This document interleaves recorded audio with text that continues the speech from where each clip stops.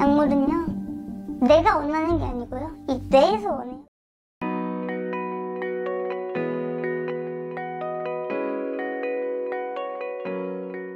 아, 이거 보셨어요?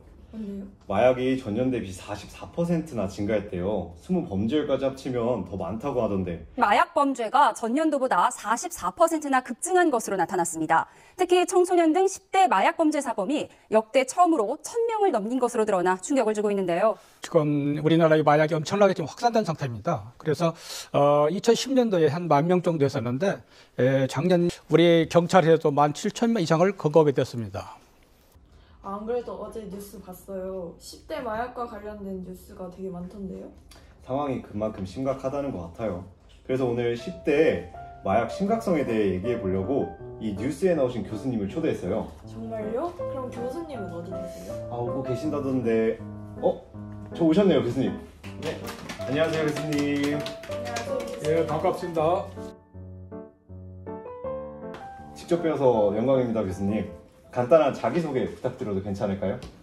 경찰 공무원을 하게 되면서 사실 청소년들이 이제 부탄가스나 본드 이런 것들을 많이 하는 것을 이제 현장에서 검거하게 되면서 그런 원인들이 어디 있을까 해서 이제 한성대학교 국제대학원 마약 학과에서 이제 공부를 하게 됐어요. 그래서 거기서 연구 과정에서 가정적인 원인 또 학교 수업 등 이런 것 때문에 우리 청소년들이 부탄가스나 본드를 많이 하게 되는 것을 발견하게 되었죠.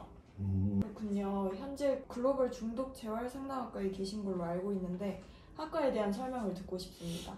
우리 대학원은 그 중독 위한 전문적인 교육기관이 있죠. 그래서 이제 석사 과정으로서 이제 중독의 이제 기본적인 이론, 또 그런 이제 정신적인 중독, 행위 중독 이런 것들을 주로 하는데 사실 중독 중에 제일 중요한 것들은 이제 마약 중독, 이제 알코올, 도박 그리고 이제 그 중독의 이제 기초적인 이론, 이제 실습을 통해서 사실 그걸 예방과 이제 재활에 대한 이제 상담을 교육 목표로 하고 있습니다. 실제로 교수님이 하시는 수업에 대한 예시를 한번 저는 이제 학교에서 현장에 있었던 그런 마약 중독자들의 현상, 그리고 마약의 이해, 유해성 이런 것들. 그래서 이제 약물 중독이라는 그 과목을 제가 이제 강의하고 있습니다. 그렇군요. 교수님께서 참여하신 뉴스를 오기 전에 저희가 봤는데요. 마약 범죄 대상이 성인뿐만 아니라 청소년들에게도 번지면서 더 심각해지고 있더군요. 교수님께서 생각하시는 청소년들의 마약 심각성에 대한 사실 우리 청소년들의 마약 심각성은 참 아주 심각합니다.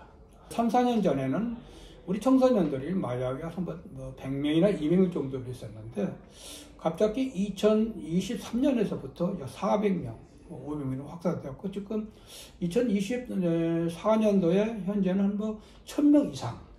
그리고 이제 그 학계나 연구자들에 의하면 한 6,000명 이상이 마약을 사용했다.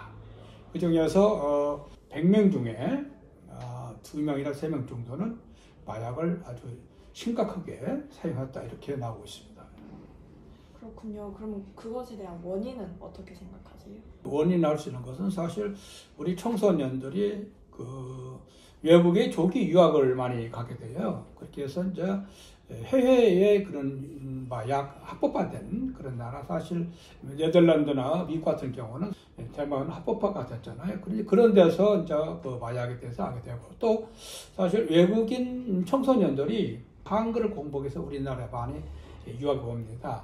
그런 학생들과 같이 학교에서 접하다 보니까 마약을 하게 됐고, 또 세 번째로는 마약의 위해성을 인식하지 못한 외국인들은 마약도 괜찮아 이런 식으로 해서 청소년들한테 좀 호기심을 이렇게 해서 마약을 사용하게 된 거죠.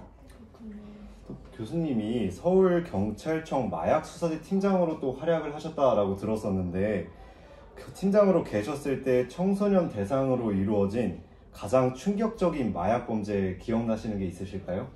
네, 제가 서울경찰청 마약수사 때 근무하면서 이태원에서 10대, 20대들이 그 마리아나 대마초를 상습적으로 이제 흡연하면서 현장에서 이제 환각 상태에 있을 때 우리 수사관들한테 공격하고 욕설도 하고 이러면서 청소년들이 완전 그런 그 환청이나 환시 그런 현상을 저는 현장에서 이제 보게 됐던 거죠.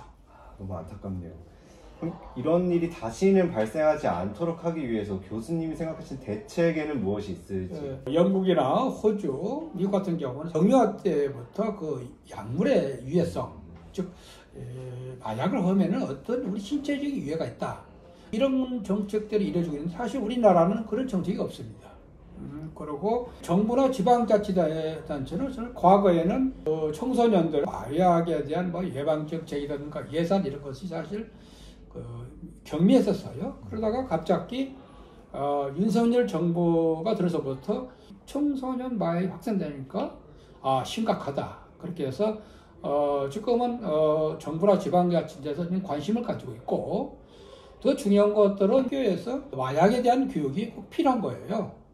지금 뭐 형식적으로 하고 있는데 그런 형식적에 의한 교육은 우리 청소년들이 그 마약에 대한 이해성이 부족하죠.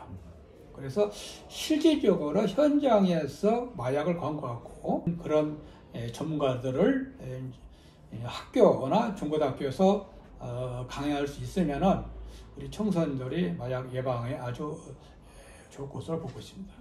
이번 주제는 마약으로 이야기를 해보았는데요. 교수님 혹시 마약으로 이행시 부탁드려도 괜찮을까요? 네.